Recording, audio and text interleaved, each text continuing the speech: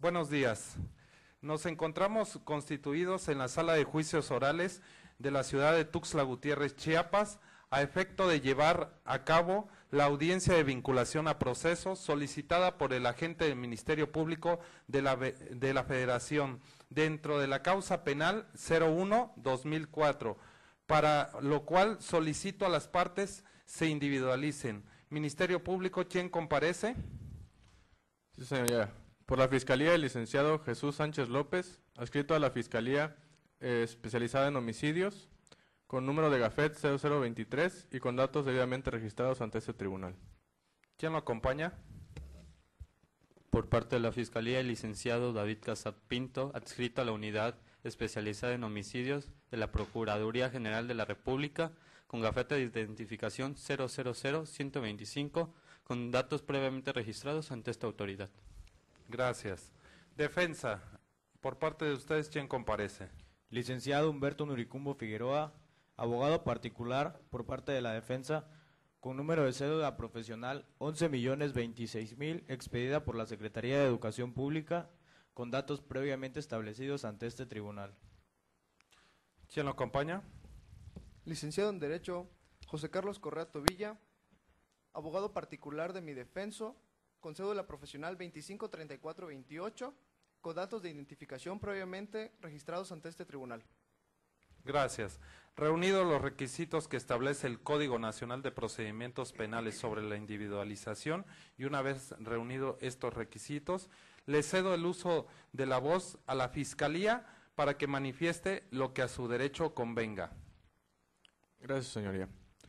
En atención al artículo 313 del Código Nacional de Procedimientos Penales, le solicito, señoría, se vincule a proceso al señor Sebastián Serrat Santana por los antecedentes y datos de prueba que en lo conducente le expresaré.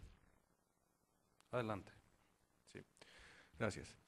Es el caso que el día 12 de julio de 2014, siendo las 18 horas con 10 minutos, se encontraban navegando a bordo de una embarcación de nombre Lupita Amor, con matrícula MXH 433, los señores Manuel Sánchez Caloca, María de Jesús Parra González, y quien en vida respondía al nombre de Luis Javier Carrasco González. Y pilotando dicha embarcación, el hoy imputado, señor Sebastián Serrat Santana. Su señoría, esto se probará con las actas de entrevista realizadas a la hoy ofendida por la Policía Investigadora con fecha 12 de julio de 2014, así como la declaración ministerial del hoy imputado hecha ante esta representación social de fecha 13 de julio de 2014. Es el caso, señoría, que el hoy imputado no respetó las medidas mínimas de seguridad para la navegación, ya que éste se encontraba navegando en una zona que representa peligro. Con la experiencia que tiene el señor Sebastián Serrat Santana, de 6 años, navegando en el puerto de Tampico, y así también como los estudios en diferentes escuelas náuticas, este tenía conocimiento y conocía el riesgo de navegar por la zona en la cual se encontraba navegando, ya que existen diferentes indicadores o alarmas que nos dan la pauta de que esta zona es de riesgo. ¿Por qué? Primero, porque la baja profundidad de la zona es un riesgo, ya que hay corrientes de aire que provocan variaciones en la marea, ya sea marea alta, marea baja. Provoca también que se formen montículos de arena o, en su caso, exposiciones de rocas a nivel del mar, que también representan un peligro. Aún, su señoría, una persona que no tenga conocimientos náuticos conoce el riesgo de navegar por esta zona. Tal es el caso que el hoy imputado pudo prever lo previsible. No siendo así, omitió un deber jurídico de cuidado, que era el de salvaguardar la integridad física de los ocupantes de dicha embarcación, toda vez que el señor Manuel Sánchez Caloca y el señor Luis Javier Carrasco González salieron expulsados de la embarcación. Y esto se probará, su señoría, con el acta de entrevista hecha al capitán del puerto de fecha 13 de julio de 2014. Al salir expulsado el señor Luis Javier Carrasco González, este sufrió una lesión en la cabeza que le provocó la muerte. Estos delitos, su señoría, son constitutivos del delito de homicidio culposo, tipificado en el artículo 302, adminiculado con el artículo 303, 304 y sancionado en el artículo 60 del Código Penal Federal. Por lo que esta representación social, su señoría, le solicita se vincule a proceso al hoy imputado Sebastián Serrat Santana. Es cuanto, su señoría. Gracias. Defensa, ¿algo que tenga que manifestar al respecto? Sí, su señoría. Adelante. La Fiscalía menciona que se acreditó el delito de homicidio culposo, tipificado y sancionado en el Código Penal Federal en los artículos 302, 303, 304 y 60 del ordenamiento en cita. Asimismo, y de dicho del fiscal, quien dice que se acreditó la conducta mencionada participando así en su comisión. A su vez, también cuentan con los datos de prueba consistentes en los dichos de la hoy ofendida, quien se encontraba en un estado de shock. Estos dichos obran en el acta de entrevista de la señora María de Jesús Parra González, en la cual ella nos dice que su marido debía estar en el lugar donde ocurrieron los hechos, ya que éste y un amigo de él cayeron al agua con el impulso del golpe que recibió el navío.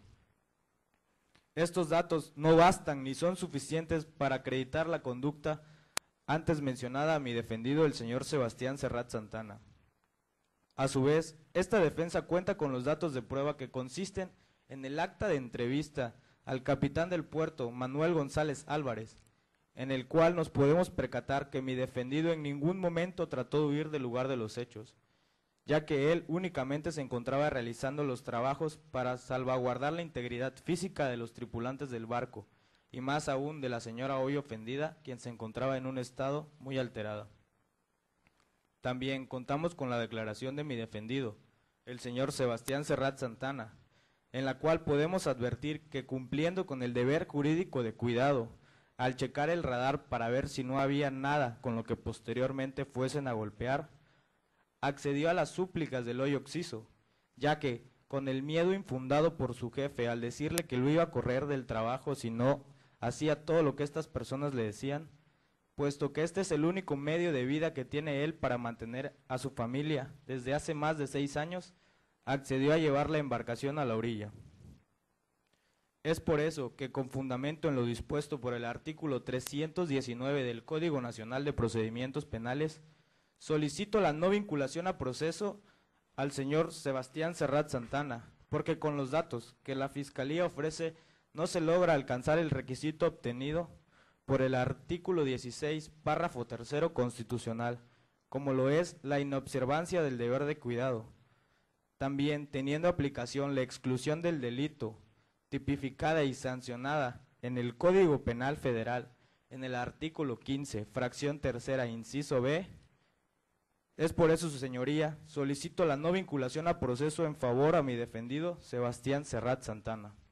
Es cuanto. Gracias.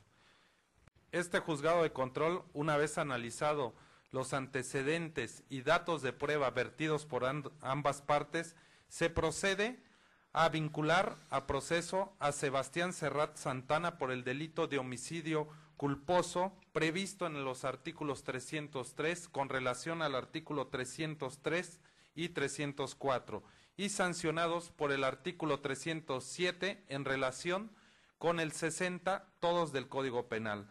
Este juzgado de control procede a vincular a proceso a Sebastián Serrat Santana, ya que se han satisfecho los requisitos del artículo 316 del Código Nacional de Procedimientos Penales. Ministerio Público, ¿algo más que tenga que manifestar en la presente audiencia?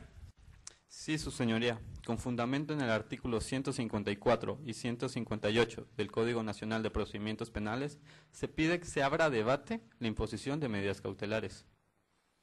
Bien, conforme al artículo 154, 155 y 156 del Código Nacional de Procedimientos Penales, se abre debate para la imposición de las medidas cautelares. Adelante, Ministerio Público.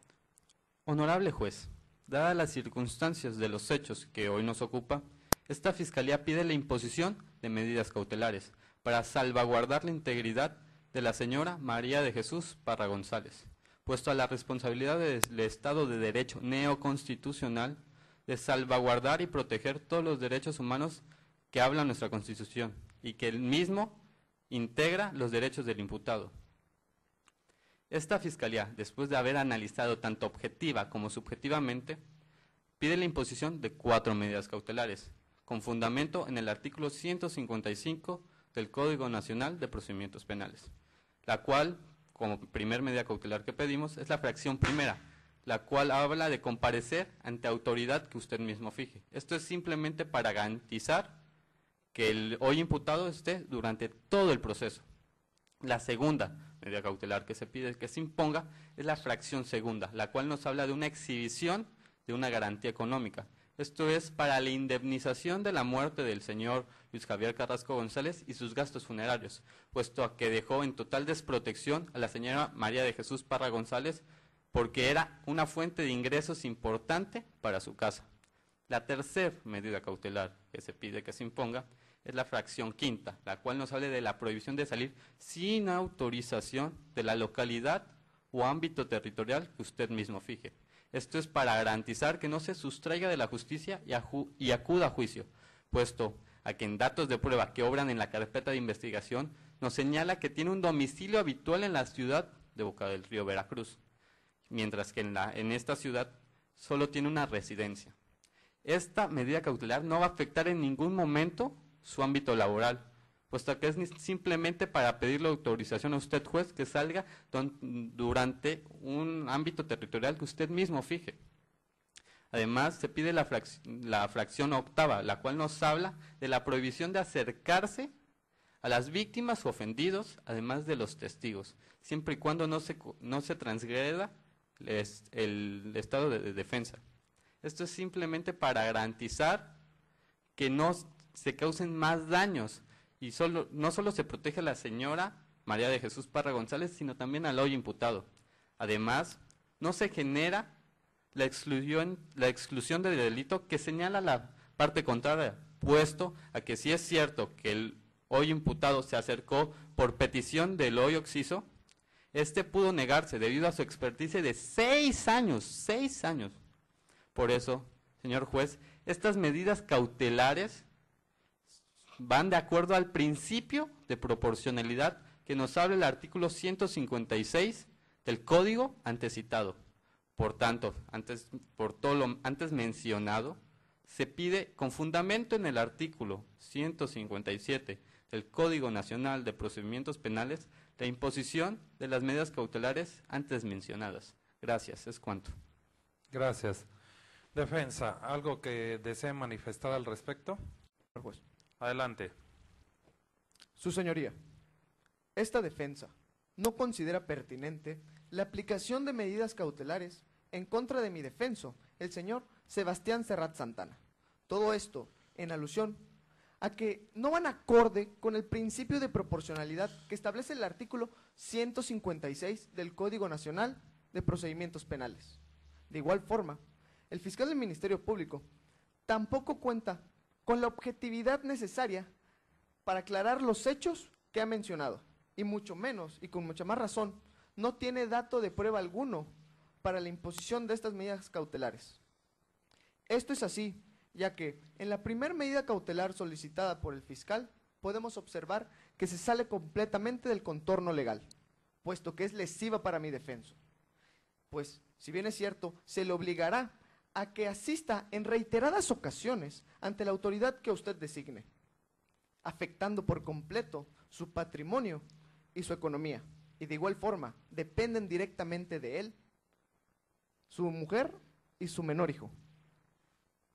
En la segunda medida cautelar solicitada por la Fiscalía, podemos observar que esta es impertinente, inadecuada, pues el Ministerio Público en ningún momento ha argumentado de manera sólida el hecho de que esta medida sea la idónea para prohibirle que salga del país en el que habita o en la localidad que reside.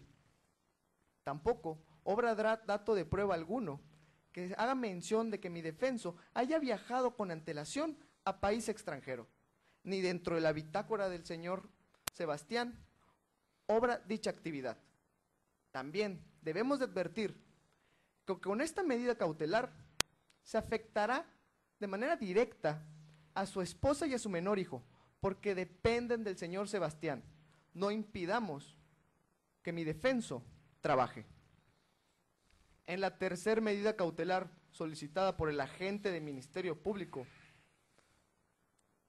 no debemos dar razón a que se restringe el acceso de entablar alguna comunicación con la hoy ofendida, pues no se comprueba con dato de prueba alguno dentro de la carpeta de investigación que mi defenso sea una persona agresiva, sea una persona de comportamiento antisocial, o en su caso se pueda observar que trate de intimidar o violentar a la hoy ofendida.